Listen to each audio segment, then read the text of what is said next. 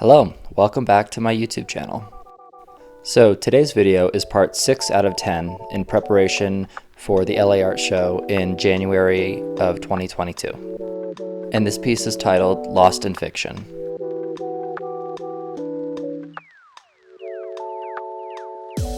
So in this piece, I was really excited to be painting a really beautiful canyon landscape at sunset. The landscape had so many beautiful earth tones that were mixed with purples, reds, and even oranges. So as you can see, once I painted in the sky, I went into the landscape, just blocking in big shapes and colors, looking at shadows and highlights. And after that block-in phase, I went in with my smaller brush to get finer details and textures. And in past paintings, I've actually had a lot of trouble painting these types of landscapes that have a lot of rocks and cliffs to them. So I think that the biggest factors that made this painting look realistic were observing the shadows and really looking at textures.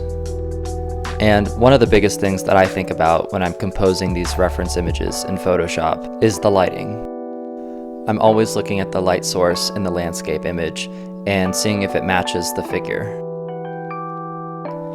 And with the figure in this piece, I really wanted to feel like she was just perched on this cliff for hours at a time, reading a really enjoyable book. And she had been sitting here for so long, immersed in this book, that she didn't even notice that the sun was setting.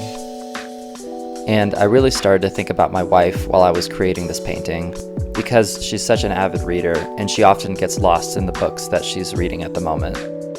When she's reading something that's really enjoyable for her, she often can block out anything that's in the outside world and feel completely immersed in the story. So I was really thinking about her and her passion for reading when I titled this piece Lost in Fiction.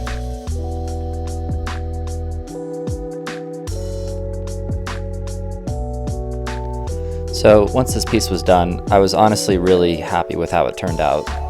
Each of these paintings are only 5 by 5 inches. And producing 10 of them really gave me confidence in my detail work and my ability to compose something on a square.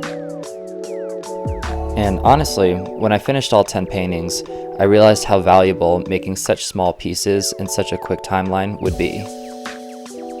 Making these small 5 by 5s gave me a ton of interesting and new ideas for paintings, many of which I want to make on a bigger scale so I can include more in each piece.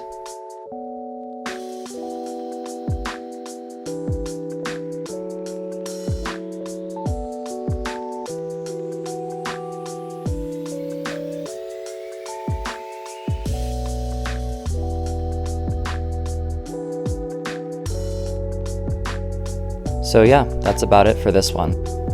Thank you so much for watching, I really appreciate it. And if there's anything more you'd like me to include in my videos, just let me know in the comments. And as always, be sure to check out my website, which is austinhowlett.com.